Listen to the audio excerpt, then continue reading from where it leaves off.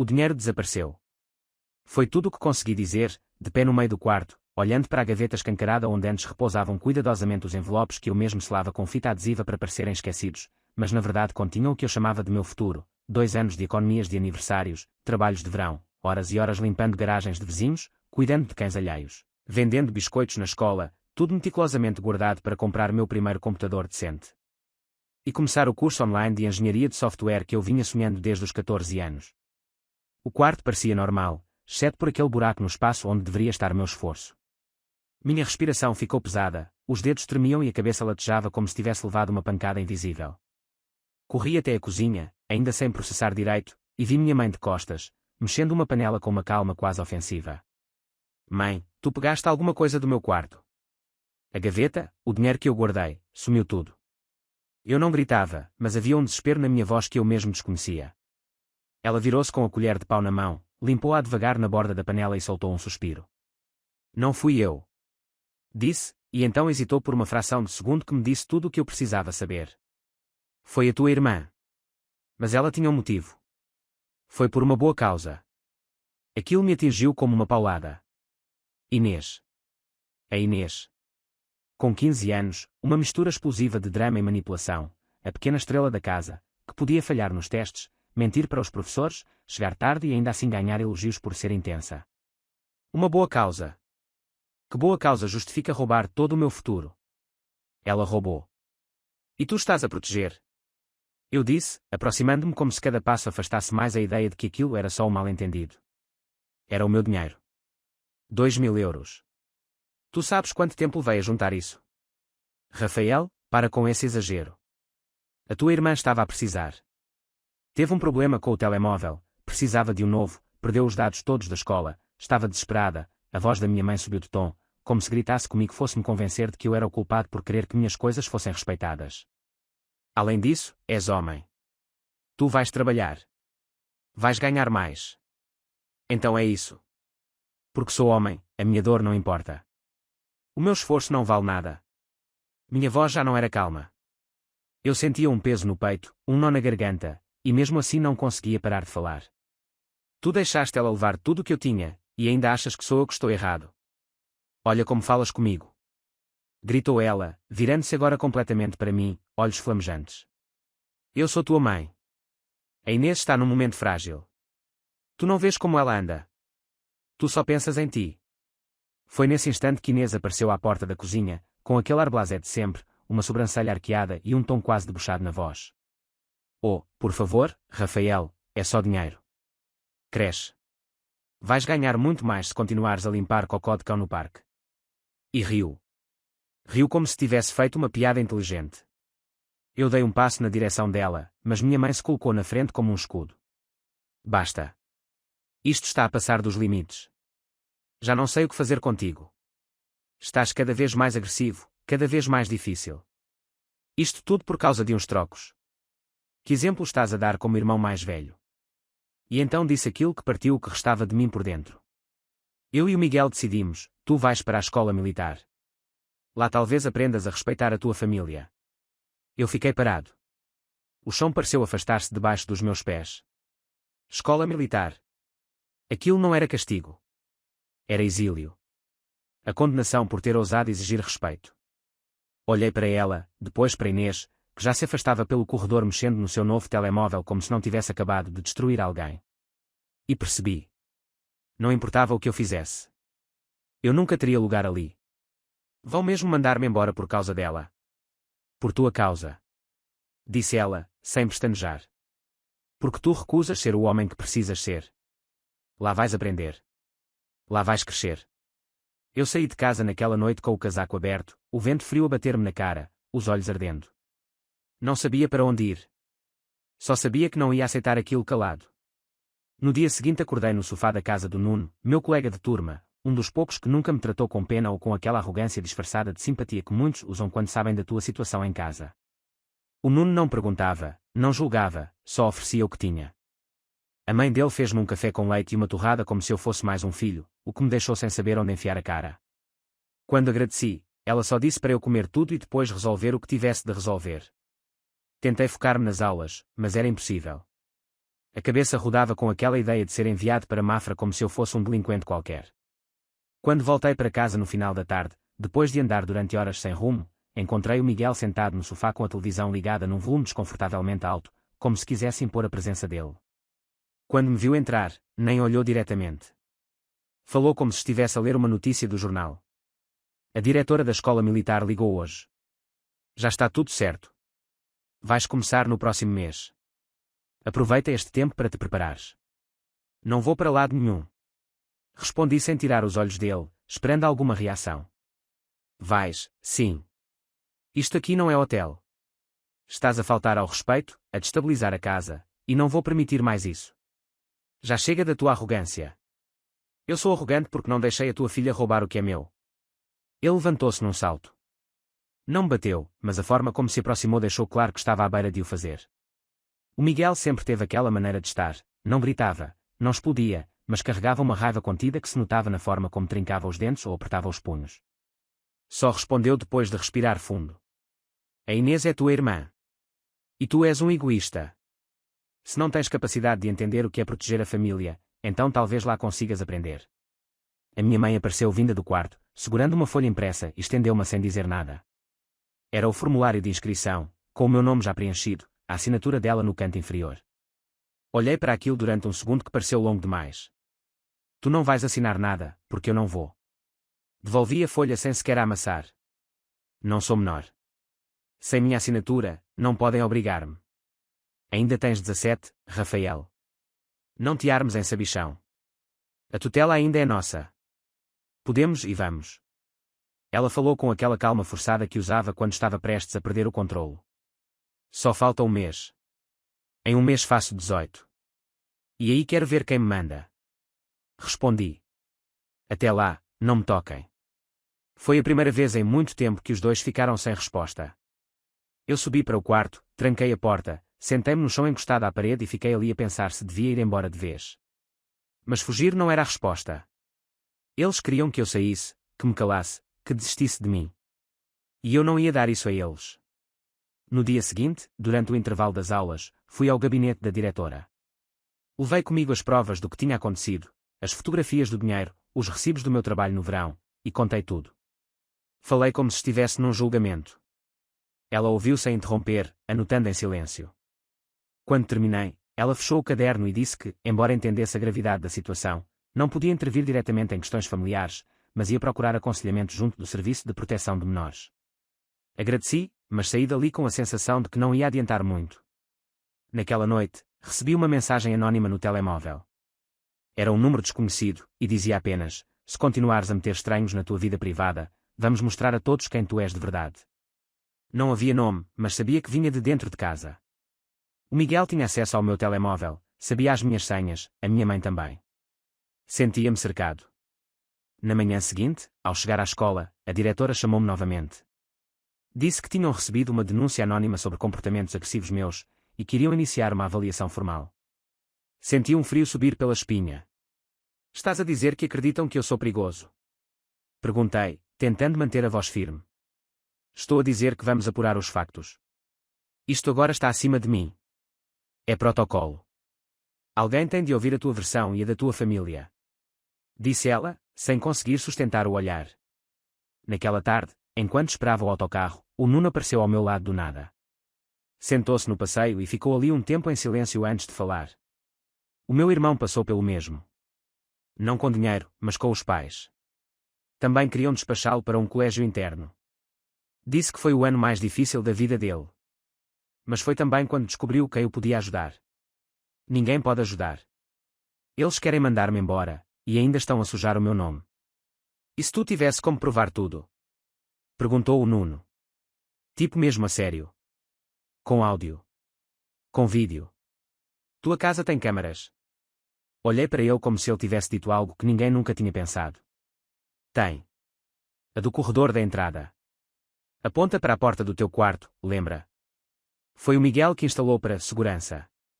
O Nuno sorriu pela primeira vez em dias. Se essa câmara gravou a Inês a entrar no teu quarto e a sair com alguma coisa, tens ali a chave para virar isto ao contrário. A esperança surgiu como um plano real e concreto. Pela primeira vez em muito tempo, eu não estava sozinho. Mas o que ainda não sabia é que, ao mexer com eles, ia descobrir mais do que um roubo. Voltei para casa com a cabeça cheia de possibilidades, mas também com uma tensão acumulada que me deixava alerta a cada som. Esperei até que todos estivessem distraídos na sala para subir, fechar a porta do quarto e ligar o portátil antigo que usava para trabalhos da escola. Não era rápido, mas bastava para ligar ao sistema da câmara do corredor, já que o Miguel tinha tido a brilhante ideia de usar o mesmo e-mail de administrador para todas as contas da casa, e eu já o tinha visto digitar a senha mais de uma vez. Entrei com facilidade, e nos primeiros minutos, achei que estava a perder tempo, porque a maioria dos vídeos tinha apenas imagens do Miguel a sair para o trabalho, a minha mãe a entrar com sacos do supermercado ou a Inês a atravessar o corredor a passos rápidos, como sempre fazia. Mas numa gravação de 3 semanas antes, num dia em que eu tinha saído cedo para uma aula extra, lá estava ela, Inês a olhar para os lados, parada por alguns segundos em frente à porta do meu quarto, depois enfiando rapidamente a mão no bolso do casaco e retirando uma pequena chave. A chave extra da minha gaveta. O resto do vídeo mostrava o que eu já tinha imaginado.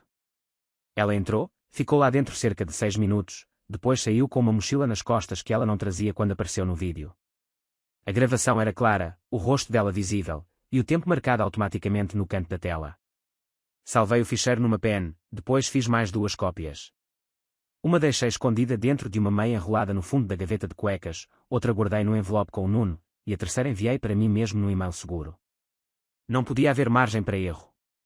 Quando saí do quarto, encontrei o Miguel no corredor, parado, com os braços cruzados, a olhar para a porta como se já soubesse o que eu tinha feito ali dentro. Não disse nada. Limitou-se a seguir-me com os olhos enquanto eu descia as escadas e ia para a cozinha. Durante o jantar, ninguém tocou no assunto do internato, o que era estranho, considerando o tom autoritário das últimas conversas. A minha mãe falava de uma feira de artesanato como se estivesse tudo normal, e a Inês ria-se com o telemóvel na mão, enviando mensagens como se nada estivesse fora do lugar. Eu mantive a cara neutra. Só precisava de mais uns dias. O dia seguinte trouxe uma surpresa. Fui chamado à sala da diretora novamente, mas desta vez não era só ela. Estava lá uma assistente social, uma mulher de cabelo preso, blazer azul escuro e uma expressão que tentava ser neutra, mas já vinha moldada com uma opinião formada. Sentaram-me à frente dela e começaram a fazer perguntas em tom calmo, como se eu estivesse ali para confessar um crime que ainda não compreendia. Perguntaram se eu me sentia agressiva em casa, se alguma vez tinha feito ameaças, se alguma vez tinha posto a segurança dos meus familiares em risco. Respondi que não, que nunca levantei a mão a ninguém, que o que se passava em casa era bem diferente do que diziam, mas percebi que a palavra deles pesava mais do que qualquer argumento meu. Então tirei a pen do bolso e coloquei em cima da mesa. Isto aqui é um vídeo da câmara de segurança da minha casa. Foi gravado há 3 semanas. Mostra a minha irmã entrar no meu quarto sem permissão, com uma chave extra, e a sair com a mochila cheia. Foi nesse dia que desapareceu o dinheiro que eu vinha a guardar há 2 anos. As duas trocaram olhares. A diretora pareceu desconfortável. A assistente social pegou na pen e disse que ia verificar o conteúdo. 2 horas depois, fui chamado novamente. Desta vez, o tom já era diferente. A mulher do blazer azul pediu desculpa pela confusão, disse que agora o processo tomaria outro rumo, que a denúncia contra mim seria suspensa temporariamente e que o caso seria reavaliado. Mas o mais inesperado aconteceu na saída. Um funcionário da escola, com o rosto fechado e andar apressado, aproximou-se e entregou-me um papel. Era um aviso. O Miguel tinha apresentado queixa por invasão de privacidade e uso indevido do sistema da casa. Segundo ele, eu tinha invadido ilegalmente a conta do sistema de segurança, o que configurava crime.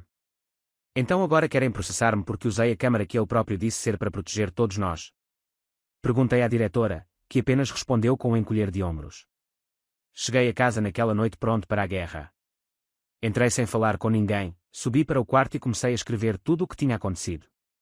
Fui para a internet procurar ajuda legal, mesmo sem dinheiro. Encontrei um fórum onde alguns advogados davam conselhos gratuitos, expliquei tudo e em menos de 1 hora recebi uma resposta direta. Um dos advogados pediu-me para ligar, e ao atender, fiquei em silêncio durante um tempo.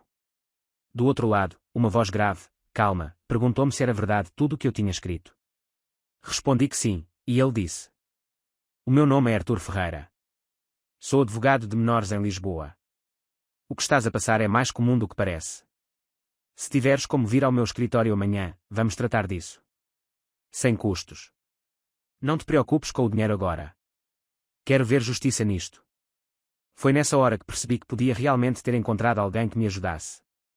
Desliguei e sentei-me na cama, sentindo pela primeira vez em muito tempo que talvez eu não estivesse a lutar completamente sozinho. Pela primeira vez, alguém acreditou em mim sem hesitar. O que eu não sabia era que ao avançar com a ajuda dele, ia descobrir mais do que imaginava sobre a minha própria família. Eles escondiam mais do que o roubo. E eu estava prestes a descobrir até onde estavam dispostos a ir. No dia seguinte acordei mais cedo do que o habitual, tomei um banho rápido, vesti a primeira roupa que encontrei e fui direto para o metro com a pen dentro do bolso e o papel da morada que o advogado Arthur me enviou por mensagem. O escritório dele ficava perto do Marquês, num prédio antigo, mas bem conservado. Entrei, anunciei-me na recepção e fui chamado poucos minutos depois. A sala era simples, sem pretensão, mas o homem sentado atrás da secretária tinha uma postura direta, e os olhos de quem já tinha ouvido histórias piores que a minha, mas não tratava nenhuma como banal. Mostrei o vídeo, contei os detalhes, expliquei a situação com a escola, com os meus pais, e depois fiquei à espera da reação dele, que demorou alguns segundos a chegar. Isto é suficiente para abrir um processo por furto qualificado, e também para contestar qualquer alegação de comportamento agressivo da tua parte. Mas o que me interessa mais agora não é apenas limpar o teu nome. É saber se estás disposto a denunciar legalmente os teus pais. Se for a única forma de parar com isto, sim. Já não há nada ali para mim. Ele abriu uma pasta, escreveu algumas notas e disse que o primeiro passo seria apresentar o vídeo às autoridades e acionar o Ministério Público. Eu assinei os papéis, entreguei-lhe os documentos da escola, e ele disse que ia tratar do resto. Voltei para casa com o coração a bater tão forte que sentia até nos ouvidos. Entrei e fui direto para o quarto. A porta estava entreaberta, o que já era estranho, porque eu tinha o hábito de a deixar trancada.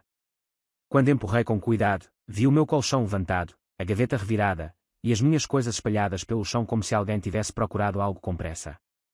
Ouvi passos atrás de mim e virei-me. Era a minha mãe, com o rosto tenso, mas tentando manter a calma. O que estavas a esconder? Não estavas a procurar respostas, estavas a procurar provas. Mas chegaste tarde. Estás a jogar contra a tua própria família. Achas mesmo que alguém vai acreditar em ti? Já acreditaram. E agora é tarde para vocês fingirem que isto é normal. Ela hesitou por um momento, mas depois aproximou-se com um tom diferente, mais baixo, mais frio. Estás a destruir a tua própria casa. Se continuas com isso, o Miguel vai levar isto até ao fim. E se pensas que alguém vai escolher o filho rebelde em vez de um pai responsável, estás muito enganado. O Miguel nunca foi pai. Foi sempre um manipulador. E tu deixaste. Antes que ela pudesse responder, ouvi-se o barulho da porta principal a bater com força. Era o Miguel, com passos apressados, voz levantada, a chamar-me pelo nome como se fosse dono da casa.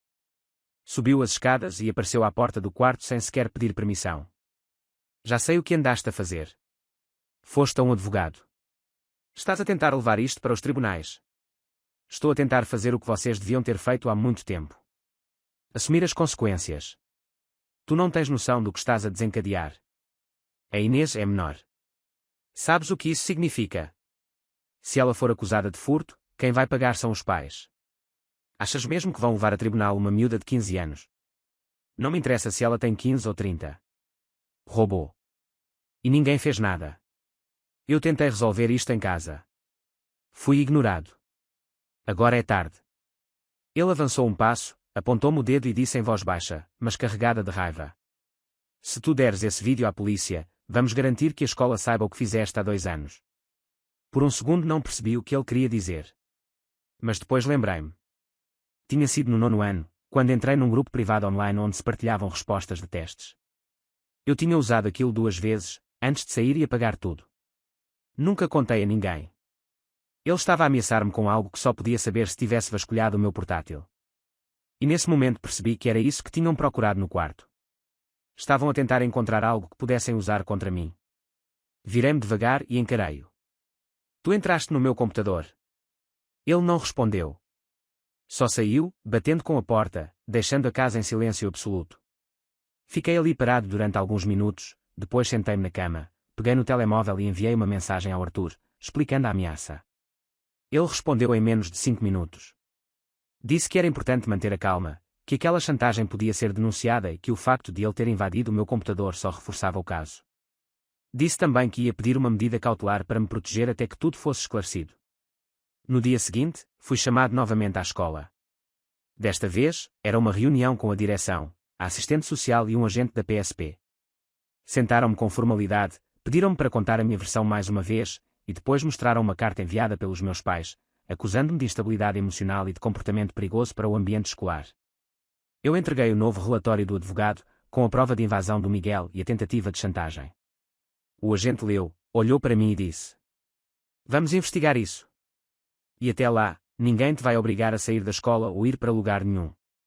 Se te sentires em risco, tens o direito de pedir separação temporária do ambiente familiar." Quero isso. Hoje mesmo. Saí de lá com um papel oficial na mão. Pela primeira vez, era eu quem estava protegido. E sabia que eles iam reagir. Mas já não era mais o miúdo calado a aceitar. Era o único a dizer a verdade. Naquela noite dormi no sofá da casa do Nuno outra vez, mas não foi por falta de opção. A medida cautelar permitia que eu continuasse na casa dos meus pais até que a investigação fosse concluída, mas eu preferi sair. Não me sentia seguro ali, e não queria mais viver num ambiente onde tudo o que eu fazia podia ser vigiado, distorcido ou usado contra mim.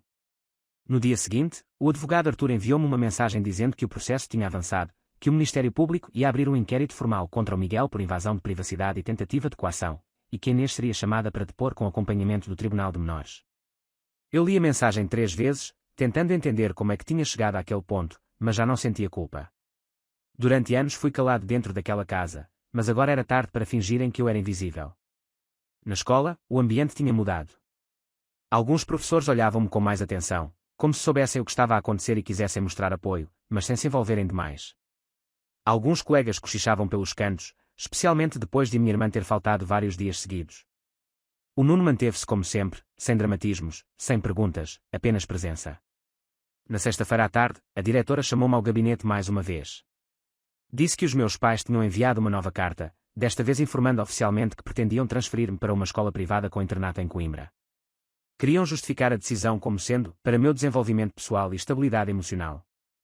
A diretora mostrou-me a carta com uma expressão neutra, mas disse logo a seguir que a escola não tinha obrigação de aceitar essa mudança sem o meu consentimento até que a investigação terminasse. Respondi que não autorizava transferência nenhuma e assinei os papéis que garantiam isso. No sábado de manhã, recebi uma chamada do Miguel. O nome apareceu no visor e durante um segundo considerei ignorar, mas atendi. A voz dele estava mais calma do que eu esperava. "Não achas que já chega? Só vai acabar quando tudo estiver esclarecido. Não estou a negociar nada. Tu ganhaste. A tua mãe está de rastos. A Inês não fala com ninguém. E eu estou prestes a perder o emprego por tua causa. Se achas que eu ganhei alguma coisa com isso, então não aprendeste nada." Ele ficou em silêncio por uns segundos. "Se tu recuares agora, podemos resolver isto sem escândalos. Eu assumo parte da culpa, a Inês pede desculpa, e tu deixas o processo cair. Evitamos tribunal. Eu não quero pedidos de desculpa ensaiados. Quero justiça. E não confio mais em nenhuma palavra vossa." Desliguei sem esperar resposta. Fui até ao escritório do Arthur nesse mesmo dia para assinar a declaração de que recusava qualquer tipo de acordo extrajudicial. Ele disse que isso podia prolongar o processo, mas também mostrava que eu não estava à procura de compensações, apenas da verdade. Na segunda-feira, fui chamado ao tribunal para prestar o primeiro depoimento oficial. Entrei sozinho, sentei-me numa sala fria com uma juíza, uma psicóloga e um procurador, e respondi a todas as perguntas sem hesitação. Contei tudo o que lembrava, como começou, como a escola reagiu, como Miguel tentou usar chantagem e como a minha mãe permitiu tudo sem nunca se opor. Perguntaram-me o que eu queria no fim daquele processo. Quero que nunca mais voltem a decidir nada por mim. Só isso. A juíza agradeceu, pediu-me para aguardar, e disse que dentro de dias ia haver uma audiência para avaliar se havia condições para eu continuar com os meus pais ou se seria melhor viver com outro responsável até completar 18 anos. Voltei para casa do Nuno com a cabeça a mil, mas sem medo. Não era mais uma luta perdida. No final daquela semana, a audiência aconteceu numa sala pequena, com os meus pais de um lado, o advogado do outro e eu no centro. A juíza ouviu os dois lados e não demorou muito a tomar uma decisão.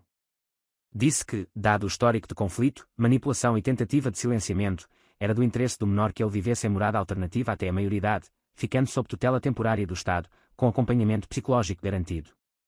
O Miguel olhou para mim como se não compreendesse, a minha mãe chorava sem fazer barulho, e a Inês nem apareceu. Quando a sessão acabou, saí com o advogado e ele apertou-me o ombro com força. "Agora tens espaço para viver. Não é o fim. Mas é um começo melhor." Os meses seguintes foram estranhos. Fiquei num apartamento de acolhimento com outros jovens, continuei a estudar, preparei-me para os exames e trabalhei durante as tardes numa papelaria.